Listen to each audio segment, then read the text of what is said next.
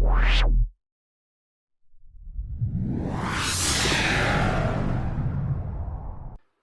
اللہ الرحمن الرحیم۔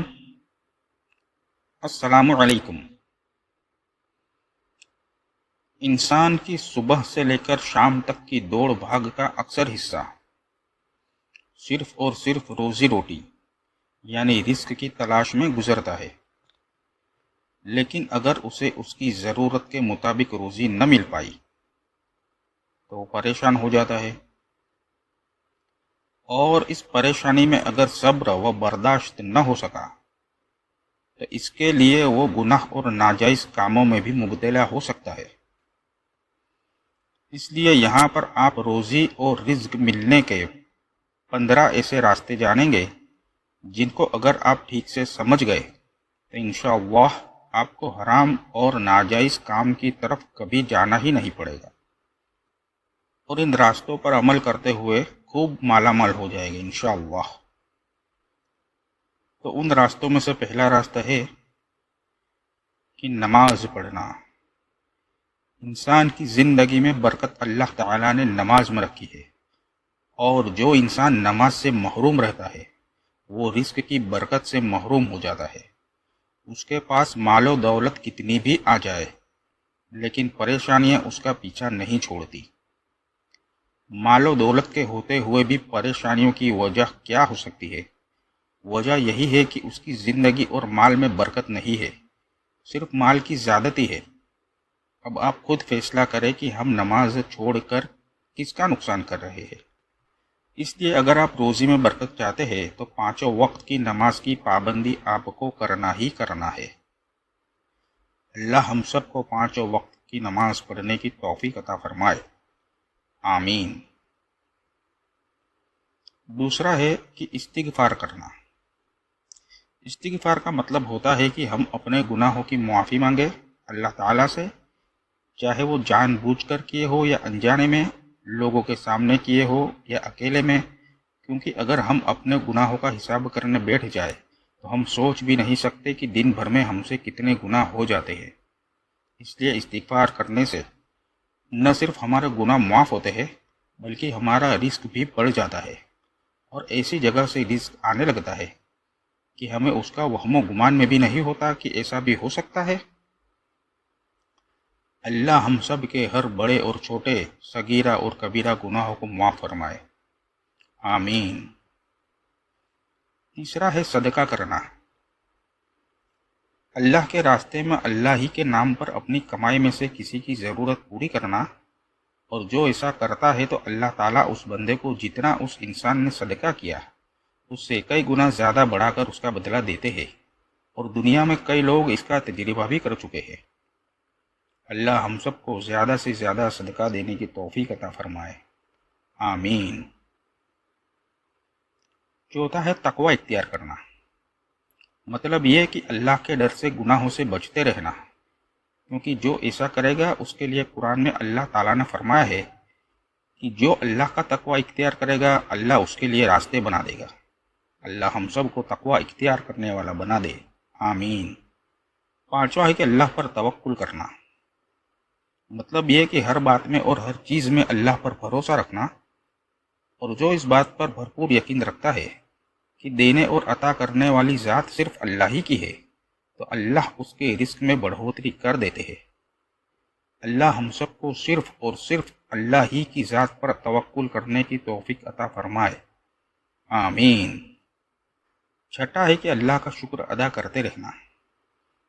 اگر آپ اللہ تعالیٰ کی دی ہوئی نعمتوں کا شکر ادا کرتے ہیں زبان سے، دل سے اور عمل سے، تو اللہ تعالیٰ ان تمام نعمتوں میں جو اللہ نے عطا کی ہے اس میں اور زیادہ اضافہ کر دیتے ہیں۔ اللہ ہم سب کو ہر وقت اور ہر نعمت کے لیے اس کا شکر ادا کرنے کی توفیق عطا فرمائے، آمین۔ ساتواں ہے ماں باپ کی فرما برداری کرنا۔ اللہ تعالیٰ نے قرآن میں کئی جگہ پر اپنے ماں باپ کا حکم ماننے کو کہا ہے اور ان کی نافرمانی پر اپنی ناراضگی جتائی ہے۔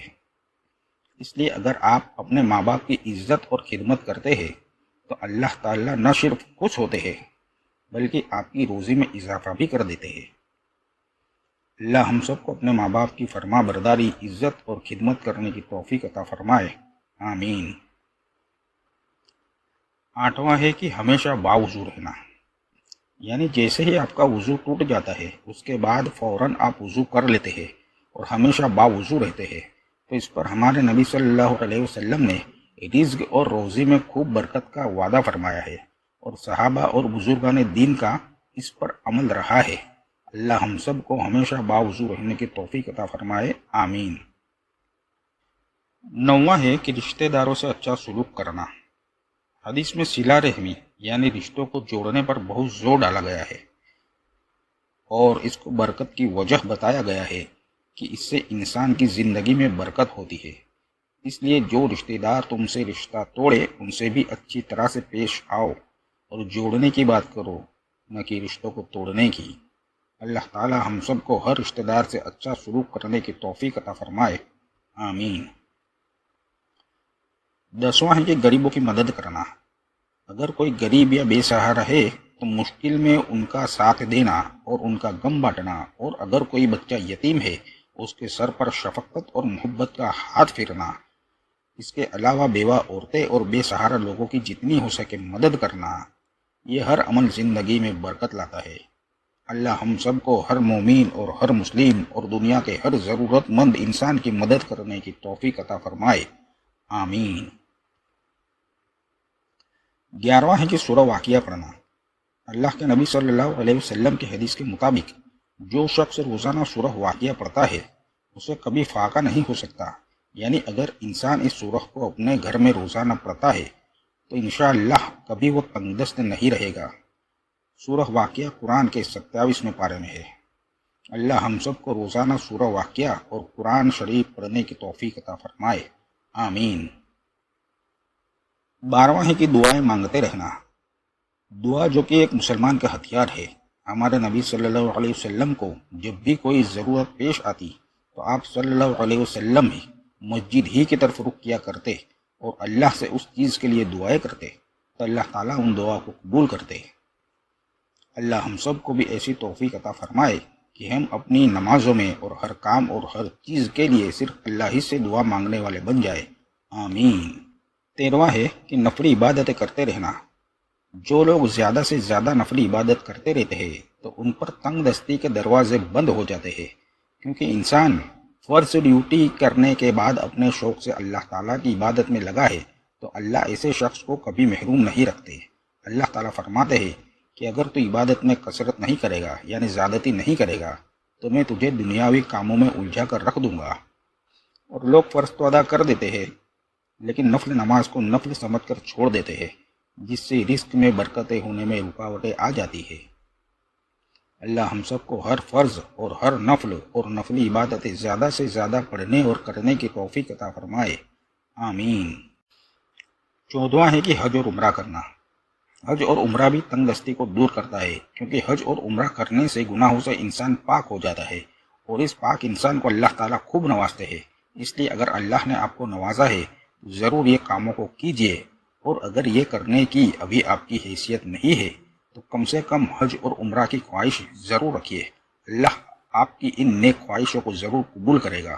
اللہ ہم سب کو حج اور عمرہ کرنے کی اور اپنے پاک گھر کعبہ کی اور ہمارے پیارے نبی صلی اللہ علیہ وسلم کے پیارے روزے کا دیدار اور زیارت کرنے کی توفیق اور خوشی عطا فرمائے، آمین۔ 15واں اور آخری ہے کہ چاشت کی نماز پڑھنا۔